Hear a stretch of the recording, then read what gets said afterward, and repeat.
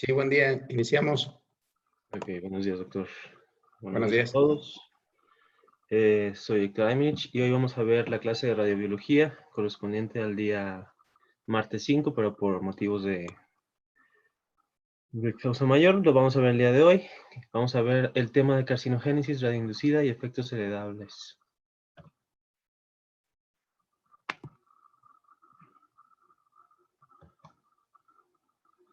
Este es el contenido de la clase, rápidamente. Vamos a entrar de lleno a lo que es la carcinogénesis radioinducida.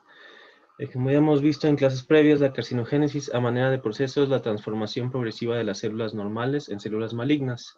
Esto se va a producir por medio de adquisición de autonomía de las mismas, que es un reflejo de una regulación y expresión anormal de la carga génica. Como consecuencia final, se induce a una neoplasia.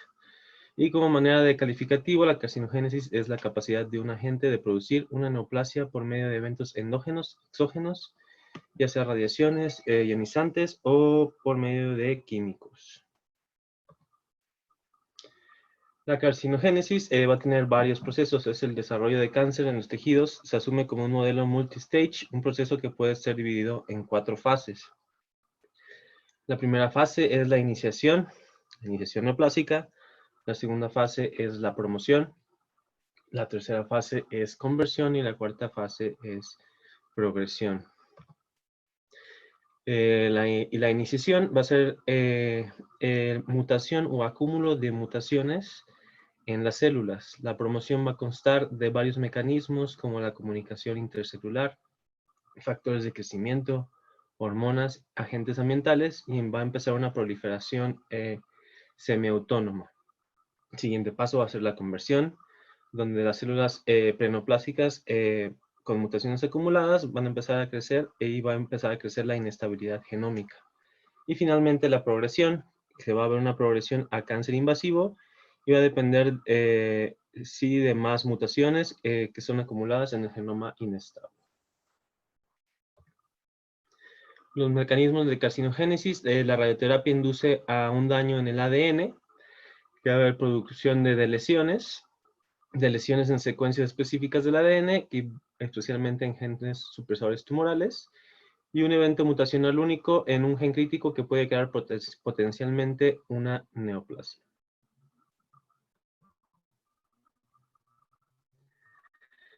En cuanto a carcinogénesis radioinducida, el daño no reparado al ADN causado por la exposición a la radiación es letal para las células. Sin embargo, no siempre se da esta muerte, cuando el material génico solo se reordena en vez de borrarse.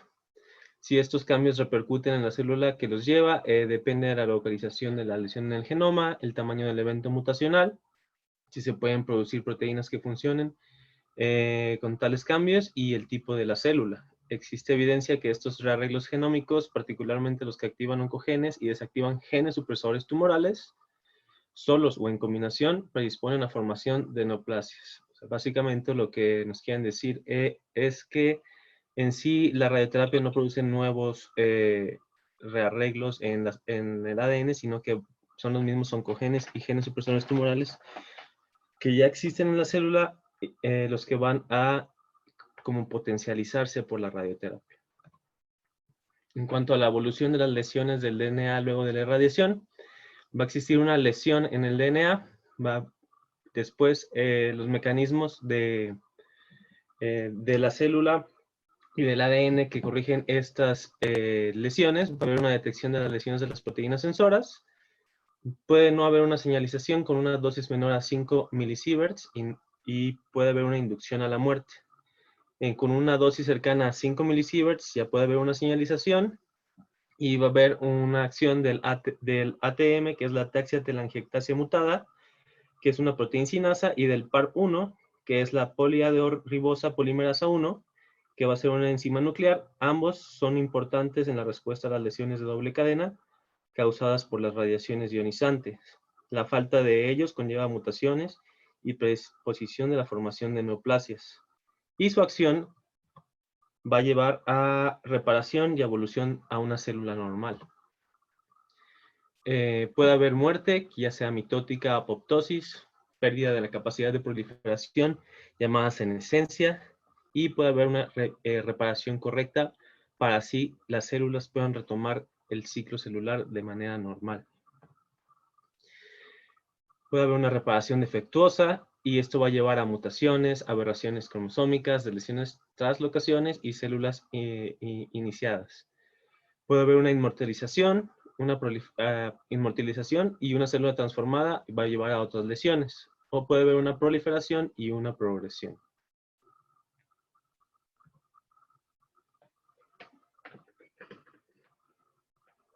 En cuanto a la evolución de las lesiones, el del DNA luego de la irradiación, las células transformadas con otras lesiones pueden llevar a una alteración de la proliferación por interacción de las células vecinas, citocinas u hormonas.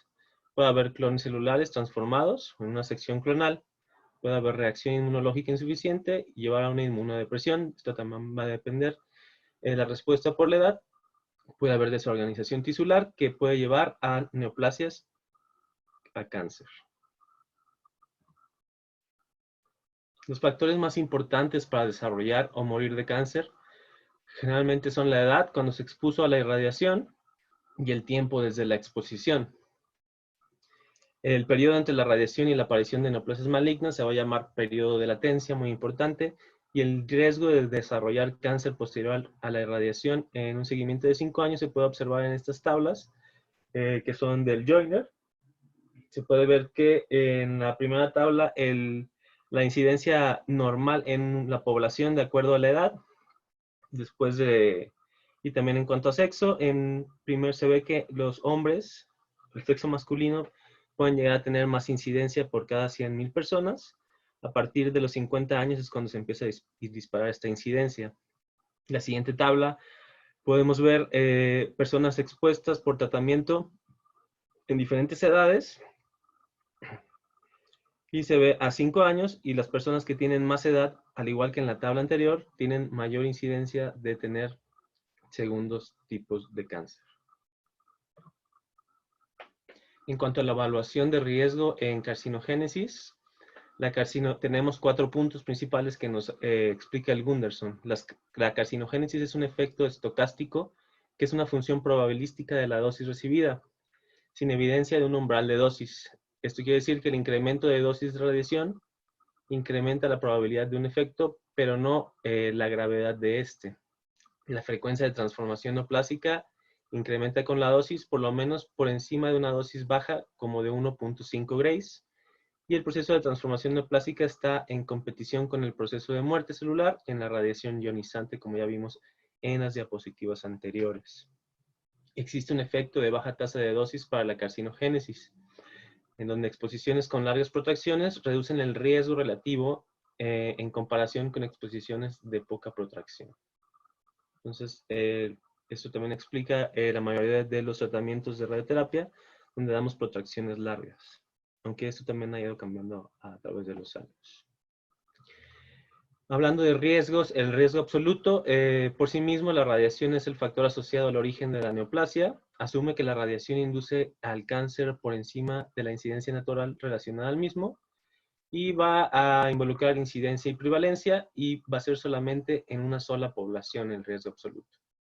Y en cuanto a riesgo relativo, estamos hablando que incrementa la incidencia según la naturaleza de la enfermedad. Este riesgo asume que el efecto de la radiación incrementa la incidencia natural a todas las edades subsecuentes a la exposición de un factor, en este caso la radiación. Compara poblaciones y es una razón de incidencias que expresa la probabilidad de sufrir la enfermedad entre quienes están expuestos a un factor, considerado causal respecto a los que no están expuestos. Compara estas dos poblaciones el riesgo relativo y es el que más utilizamos en los estudios que estudiamos los lunes, por ejemplo. El riesgo estimado, la tasa de incidencia del cáncer secundario a radiación. El ICRP, que es la International Commission on Radiological Protection. En protección a la radiación se sigue un método para estimar el cáncer radioinducido desarrollado por esta comisión con razones preventivas en población expuesta. Se basa en una determinación de dosis efectiva, tipo de radiación y volumen de tejido.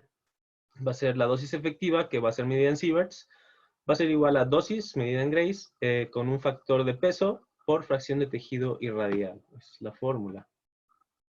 Este modelo toma en cuenta estos 3 pasos. Cálculo de la dosis equivalente media órgano, dosis absorbida ajustada al factor de calidad de dosis por cada órgano en riesgo, ya sea pulmón, estómago, colon, médula ósea, basado en procedimientos dosimétricos específicos. Va a multiplicar la dosis equivalente media órgano con el respectivo factor de peso de cada órgano, que va a variar de 0.01 para la piel hasta 0.12 para la mayoría de los órganos críticos. Va a sumar la dosis media órgano para todos los órganos de alto riesgo, y esta dosis total a cuerpo es la dosis efectiva. Esta dosis efectiva entonces se multiplica por el factor de riesgo, que va a variar de 4 a 10% por Gray, dependiendo de la edad y la tasa de exposición, para calcular el riesgo por vida para cáncer por la dosis a la que se fue expuesto. No se va a tomar en cuenta el género. La ICRP da unas medidas para dosis, para exposición, ya sea para el personal ocupacionalmente expuesto y para la población en general. La primera fue en 1977, donde dieron la cifra de 50 milisieverts al año para la población ocupacionalmente expuesta, y para la población general podría ser aceptable llegar a tener 5 milisieverts al año como exposición. Posteriormente, el ICRP en el 2007 actualizó sus cifras y dio las cifras de promedio de 5 años menor a 20 milisieverts al año, para ser menor a 100 milisieverts en 5 años para la población ocupacionalmente expuesta, y la población general con una dosis permitida de 1 milisievert al año. El riesgo estimado para malignidad, 10% por sievert para toda la población y dosis alta de más de 0.2 grays, o alta tasa de dosis más de 0.01 gray por hora. 8% por sievert para la población trabajadora y dosis alta o alta tasa de dosis, 5% por sievert para toda la población y dosis baja o baja tasa de dosis, y 4% por sievert para la población trabajadora y dosis baja o baja tasa de dosis.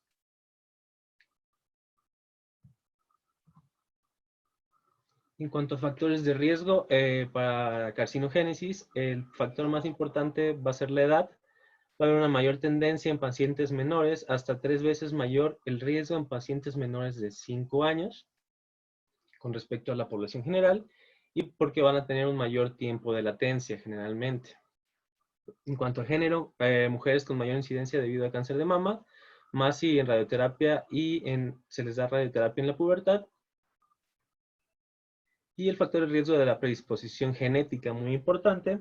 La fuerza de predisposición va a variar según la mutación. Va a haber una fuerte relación con el gen de retinoblastoma, que va a estar asociado a retinoblastomas o a osteosarcomas. El gen BRCA1, que va a estar asociado a cáncer de mama temprano y cáncer de ovario. Como podemos ver, hay genes que están asociados a más de una neoplasia. El hecho de que estos genes se relacionen con más de un tipo de cáncer también significa que al curarse de un tipo de cáncer, esos pacientes pueden desarrollar otro tipo de cáncer por esta misma mutación respectiva, siendo este factor de riesgo muy importante. Por lo cual el cáncer es más bien por factor de riesgo multifactorial.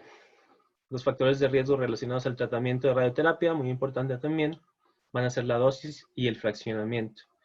La dosis va a ser la cantidad de dosis a pesar de no tener dosis limitante, y también va a importar la homogeneidad de esta misma dosis. Y el fraccionamiento, como ya lo platicamos en diapositivas anteriores, menores tamaños de fraccionamiento va a haber menor riesgo. En cuanto a enfermedades malignas inducidas por radiación,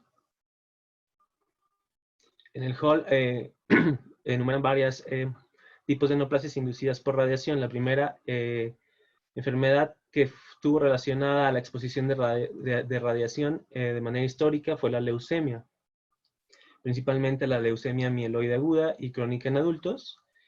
Y se ha observado en la historia que hay 2 principales grupos de población estudiados para determinar estos riesgos de leucemia inducida por radiación, que fueron los sobrevivientes de las bombas nucleares de Hiroshima y Nagasaki de la Segunda Guerra Mundial, y pacientes tratados anteriormente con espondilitis anquilosante en el Reino Unido por medio de radiación.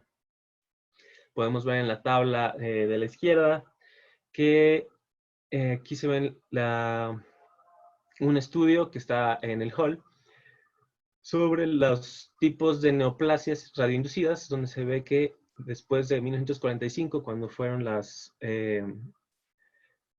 detonación de estas bombas en Japón, hubo un aumento en la incidencia de leucemia, con un RR que aumentaba con dosis de 3 milisieverts.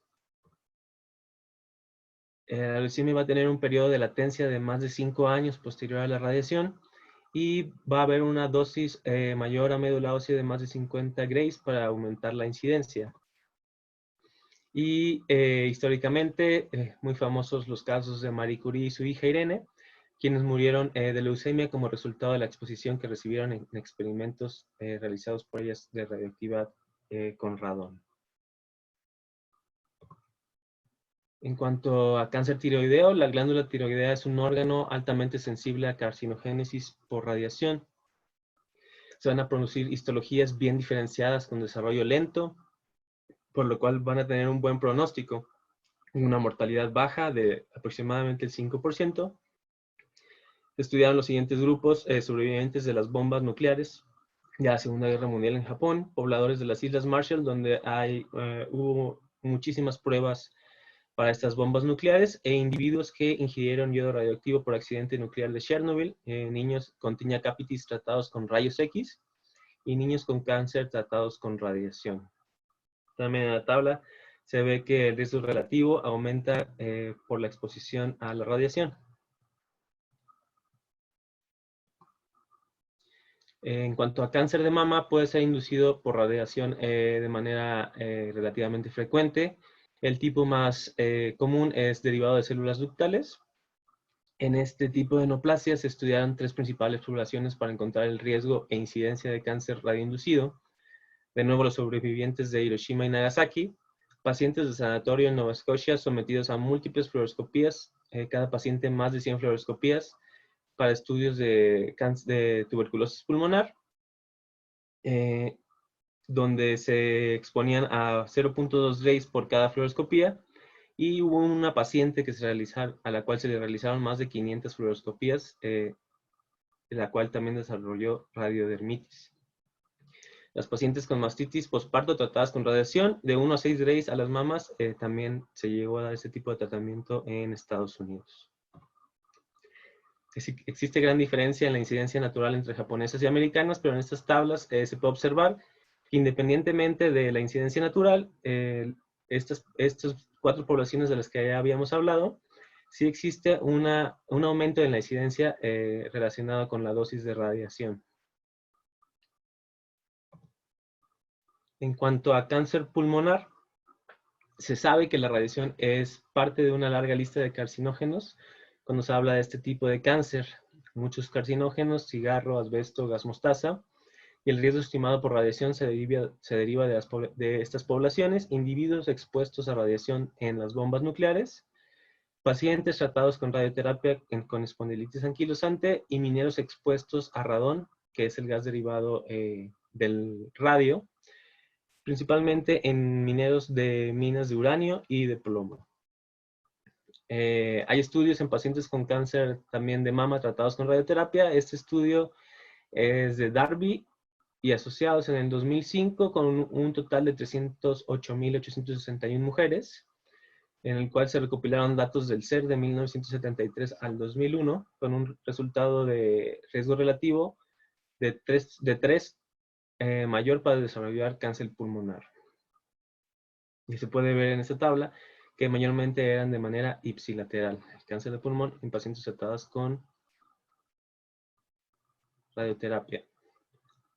En cuanto a cáncer óseo, existe evidencia de cáncer óseo radioinducido en niños tratados por tinea capitis, espondilitis anquilosante. La mayoría de la evidencia deriva de estas 2 poblaciones. Son quienes ingirieron radioisótopos de radio que emiten partículas por LED alta que siguen el metabolismo del calcio en el cuerpo para depositarse en el hueso. Y hubo un importante caso de relojeros que lamían su pincel al pintar relojes de mano con radio 226, que es fluorescente. En cada número del reloj de mano es como fluorescente para ver qué hora es durante la noche. Estas personas desarrollaron sarcomas óseos y tumores de senos paranasales. Pacientes que recibieron inyecciones de radio 224 para tratar tuberculosis y espondilitis anquilosante también tuvieron una incidencia alta de cáncer, carcinomas óseos, como se puede ver en esta tabla también. En cuanto a cáncer de piel, también es una de las primeras neoplasias atribuidas, esta vez a los rayos X. Fue un carcinoma epidermoide en la mano de un radiólogo en 1902, que es la mano a la derecha. En los años siguientes se registraron cientos de casos similares en dentistas y en técnicos radiólogos. Esto fue en la era antes de los protocolos de seguridad radiológica. En la actualidad ya no son comunes. El proceso con periodo de latencia es largo y se precede de radioepitelitis. Principalmente fueron carcinomas de células escamosas y células basales, pero también hubo sarcomas de tejidos subcutáneos que fueron más raros. Como ya mencioné, desde la implementación de protocolos de seguridad, estas neoplasias ya no son comunes y eran de diagnóstico oportuno, tenían un tratamiento oportuno, por lo tanto tenían una buena tasa de mortalidad. También fueron observados en niños tratados con rayos X por Tinea capitis. Pasando al siguiente tema, que son los efectos heredables.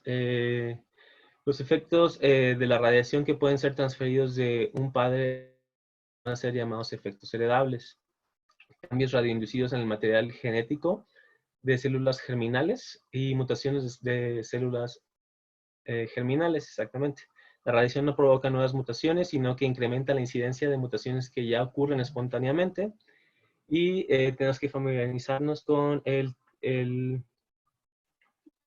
término de dosis de duplicación de dosis, que va a ser cuando un Gray aumenta la incidencia al